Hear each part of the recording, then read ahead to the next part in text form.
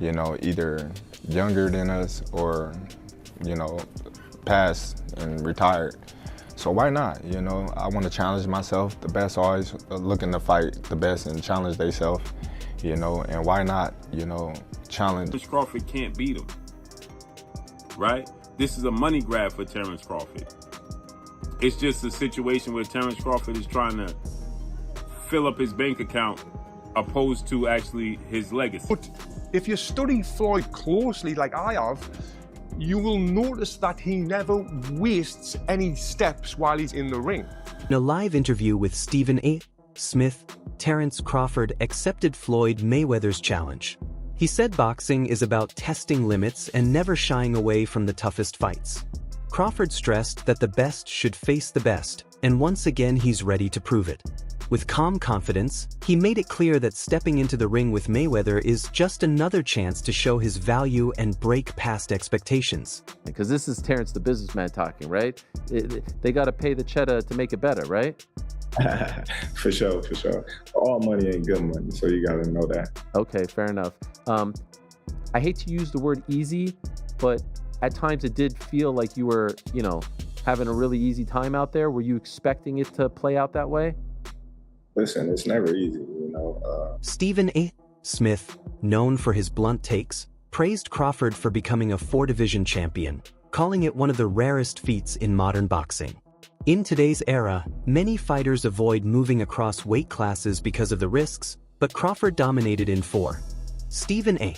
said this shows his adaptability, sharp skills, mental toughness, and hunger for challenges, qualities that make him one of the greatest pound-for-pound fighters ever. Terence Crawford is the best fighter on the planet. Pound for pound, he's that dude. In this 4-belt era, he is now the undisputed world champion 3 times over. 140 pounds, 147, now 168 pounds, claiming all the belts. You don't see people doing that very often. Going up against a guy who was perceived as being bigger and stronger, Crawford was strong. Crawford was strong enough to fend him off, strong enough to make him respect his own power. He used his jab, he used his distance. He had poise in the ring, he wasn't rattled. He backed up and moved when necessary and kept us different. He exchanged enough to gain respect when necessary. It was a brilliant, brilliant, masterful fight on Terence Crawford. Roy Jones Jr., who understands what it takes to win in multiple divisions, gave Crawford huge credit for his fight IQ. He explained that against Canelo Alvarez, Crawford used strategies from Floyd Mayweather and Erislandy Lara, fighters who had given Canelo problems in the past. But what stood out most was that Crawford didn't just copy, he blended those tactics into his own style, making them more effective in the moment. Jones said this adaptability separates him from fighters who stick to one plan and struggle against elite opponents. As Canelo Alvarez has been a great fighter his whole career, people like Erislandy Lara gave you the blueprint on how to beat him. People like Floyd Mayweather also gave you the blueprint on how to beat him. But Bud is more fierce, more fearsome and more angrier and more meaner than both of those guys. So you know if they showed you the blueprint, Bud gonna go out there, take that blueprint and do even more with it, which is what Bud did. So it was never a question in my mind whether Bud really was going to outbox me, just if he could take the punch. And right away he showed, bam, he could take the punch. So I knew from that point, if he just slow him down, which he did, he'd be okay. Then late in the fight, what other people still didn't see, late in the fight, Bud started hitting Canelo's body. One of those body shots, I think about the 7th or 8th round, hurt Canelo. I was like, whoa. Bud hit him in the right spot then, and he got Canelo's respect with that too. So Bud fought a very, very awesome fight, fought a beautiful fight, very tactical. Very controlled. Yes, it was a beautiful fight for boxing. It was a beautiful fight. You know, Bud got hit with some shots. He did.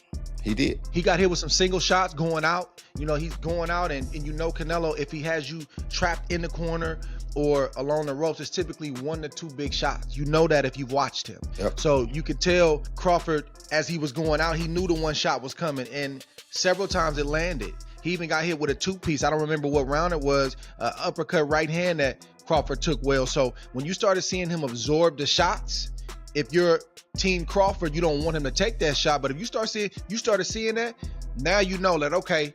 And I think that's what gave Crawford the green light to stay there a little bit longer. He smiled about it. He smiled about it. Yeah. And sometimes that smile can be a lie, and sometimes that smile can mean what I think it meant for Crawford, which is, oh, that's not as bad as I thought it was. Talks of Crawford facing Mayweather, even as an exhibition, have sparked debate. Some critics argue it could hurt Crawford's legacy, making it seem like a money grab rather than building on his historic wins over Spence and Canelo. They point out that Mayweather's late career has been about exhibitions instead of meaningful fights. Others believe Crawford's place in history is already set, and a matchup with Mayweather would just add another exciting chapter. Terence Crawford. It's just a situation where Terence Crawford is trying to fill up his bank account opposed to actually his legacy. This is what was being said, right? This is what people perceived. Terence Crawford was just attempting to. Comparisons between Mayweather and Crawford always create discussion.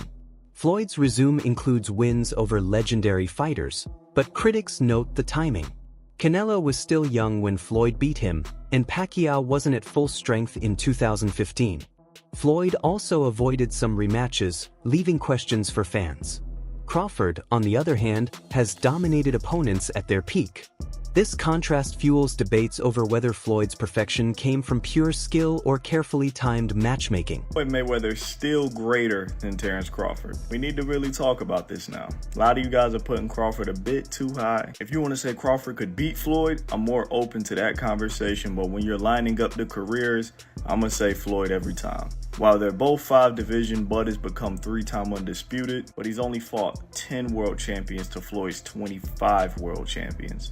You can't take away the 5 division, 3-time undisputed. In terms of accolades, yeah, he probably gets the nod over Floyd. I say the accolades are about relative considering Floyd Mayweather won Fighter of the Decade as well. But when you get to the resumes, Pacquiao, Oscar, Canelo, Cotto, Mosley, Castillo, Marquez, Zab, Gotti, Hatton, and Corley. There's probably way more people that this guy just didn't name. And then when you get to Bud's resume, not saying it's just bad, but the only names that's really worth mentioning is going to be Spence and Canelo. It's not a knock on Bud. Bud was not able to make those fights early on in his career. But I got to tell you guys what it is. Bud's resume just doesn't line up with Floyd's. Take their top 20 wins. Bud don't even got 20 wins to really sit here and name. Floyd got a good 20-something plus. Bud probably got about 10 wins that we could really sit here and name. Floyd's still greater than Bud in my opinion. Analyst Tony Jeff said Mayweather's greatest weapon was his mindset. Floyd always believed he would win, making him dangerous no matter the situation. Even in close fights, his sharp boxing IQ gave him the edge. His ability to read opponents, adapt quickly, and stay calm under pressure set him apart from fighters who relied mostly on physical tools. Jeff explained that this mental toughness, combined with flawless technique, is why Floyd retired undefeated. Mindset, they're really confident, they really believe in themselves, but you need more than that mindset. You need to have the full package of everything that I'm talking about, what Floyd has got. Fighters should only want to get better. The more you win, the more you should work hard. If you think about losing, you're gonna lose. All I ever thought about was winning. So that's all I know. Floyd would visualize his success before he even stepped into the ring. There was no alternative to him but winning. And this mindset isn't just for boxing, it's for all walks of life. And I've actually done a full video talking about how I used this mindset of visualization to win my Olympic medal. And it was an absolute game changer. Now, Floyd used to use this mindset to ease the pressure that he put himself under. And he made himself think like, I'm not under any pressure right now, where he was under immense pressure. Pressure either makes you or break you. Well, you see where I'm at, so it's obvious that I'm the type of athlete or I'm the type of entertainer that can deal with pressure. There's never no pressure. And if you watch his fight in 2013 when he fought Canelo Alvarez, Canelo came in a young, strong, undefeated fighter. But by round 2, Floyd kind of had him figured out. He was reading Canelo's jab. He would slip outside and then come back with a clean counter punch, then move his feet and get out of the way. He basically had the full fight under control, and he was controlling the full rhythm of the fight. He was forcing Canelo to fight at his pace. And this is what he would do in all of his fights. He would get his opponent to do what he wanted them to do without their opponent even realizing it. which is what we call boxing IQ. Now, even though I'm not a fan of Floyd Mayweather personally, because of the time when I did meet him, what he said to me made me just feel like this guy is a piece. Fans love exciting matchups, and one of the most hyped ideas is Crawford against David Benavidez. Benavidez's size, power, and non-stop pressure make him a serious threat. Many believe this fight would push Crawford further than ever before. While nothing is confirmed, the buzz shows fans want legacy-defining challenges, not money-driven exhibitions.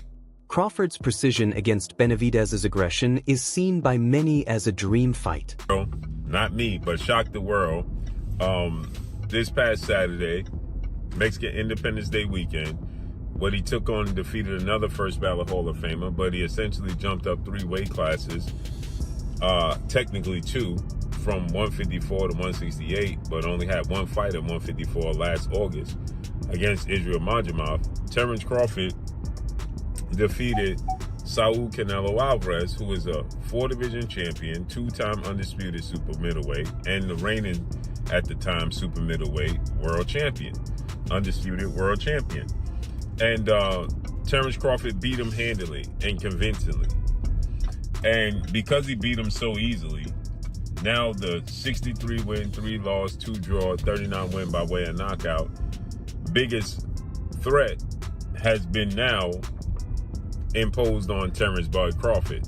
And that's the Mexican Ecuadorian monster, David Benavidez, who is a 2-division undefeated world champion, is the 2-time WBC super middleweight and reigning WBC light heavyweight, 175-pound champion, who has a record of 30 wins, no loss, no draw, 24 wins by way of knockout.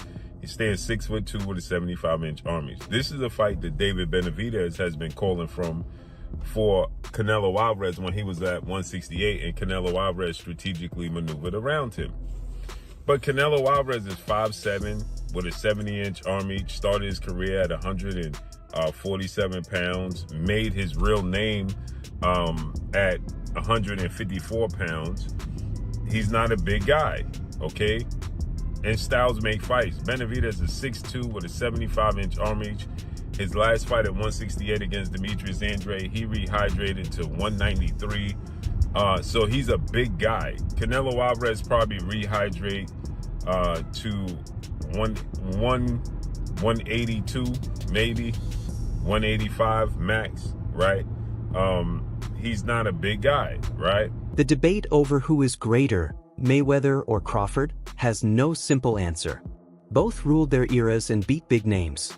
Floyd's perfect record and defensive mastery made him the standout of his time, while Crawford's rise across divisions proves unmatched skill and adaptability. Because their careers happened in different eras, a direct comparison isn't fully fair. What's certain is that both raised the standard for boxing greatness. My goodness, I said that was going to happen. If Crawford was to win, we're going to be seeing a lot of these debates on whether or not Floyd Mayweather or Terence Crawford is going to be better. Now, this is going to be a debate for a long, long time. I'm talking about one of those debates like LeBron versus MJ, Messi versus Ronaldo. It's one of those. And the thing is, I can get behind it. Let me go ahead and say this. When it comes to resume, I do think we give Floyd Mayweather the edge. I mean, he beat a bunch of champions. He reigned for a long time. While Crawford, his resume is heavily criticized, and he's just not getting, his kind of respect for beating Errol Spence and Canelo Alvarez. But if we're talking strictly off of skills, this is where things get really, really tough to talk about. I think a fair assessment of this matchup would be Floyd Mayweather wins from 135 and 140, while Crawford wins from 147 to 154. And I say that because I feel like Floyd's style changed once he got to welterweight. He became a more defensive fighter, and he just wasn't as much focused on offense. And knowing this, I feel like Crawford would have had a much better chance of handling him. And we all know, Crawford was an absolute monster at welterweight.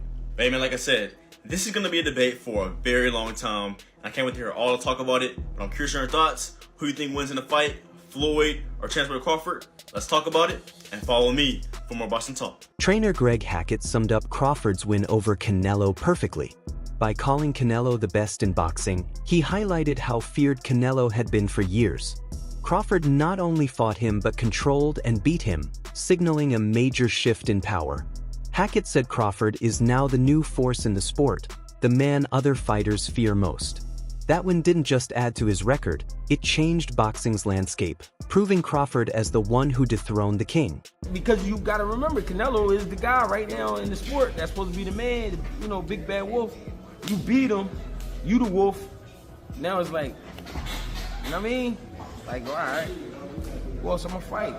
You beat the shark, you beat the wolf. Right. Damn. Like, you know what I mean? Ain't no more ops out there. It's ops out there, but who gonna make them really want to get up? That's the shit gotta make sense. Like you said, you be the shark and then you be the wolf. Yeah. But there's the monster. Yeah, there is, but that's like a real monster. Bro, that's to me it don't make sense. But that's really what a monster. Yo, is that proof? All right, we got the legendary Pape in the building. Legend. But what makes sense? Like, what makes the most sense? I know you said get a line of suits, Brooks Brothers. Yeah, you know what I'm saying? Your line of suits, get your money. Yeah, go ahead and get the easy money. You ain't gotta sweat no more. What's up, Not saying you ain't gotta work, you ain't gotta sweat. He's paved the career where he could sit down at a table and get this money. He could come out with a Terence Crawford series now, just doing whatever he like to do. People gonna watch it. Nobody, the fighting part, people don't understand what it's like to be a fighter. A lot of times fighters really don't be interested in certain fights. It's cause when a guy see himself up here and then is fighting a guy down here, it don't interest him. So therefore when he train, he not gonna really train. He gonna train, but he not gonna train. He not gonna listen. He gonna feel like his coach taking it too serious, and he's like, man, this ain't even that. Crawford's victory over Canelo Alvarez stands as the defining moment of his career. His dominant win against Errol Spence had already silenced doubts, showing he could control a fight from start to finish. But dismantling Canelo, who was seen as nearly unbeatable, sealed Crawford's place in history. Analysts now agree these wins ended the debate about his greatness.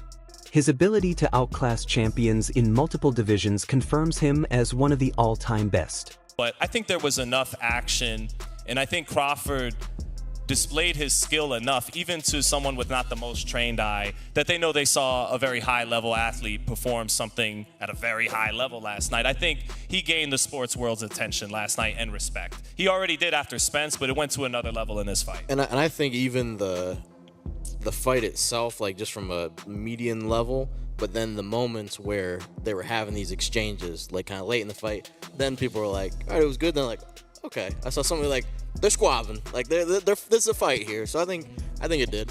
And Crawford closed the show. Yeah. In 10, 11, 12, he stood in there and landed some hard shots and rocked Canelo at the bell. He didn't. James was talking about the great Floyd Mayweather. Floyd would go up on you 8-0 and then coast, and you might as well turn the fight off at midway through the ninth. Like, you know, he's not gonna. But Crawford didn't do that. That's all for today's video. Stay tuned for more updates and see you next time.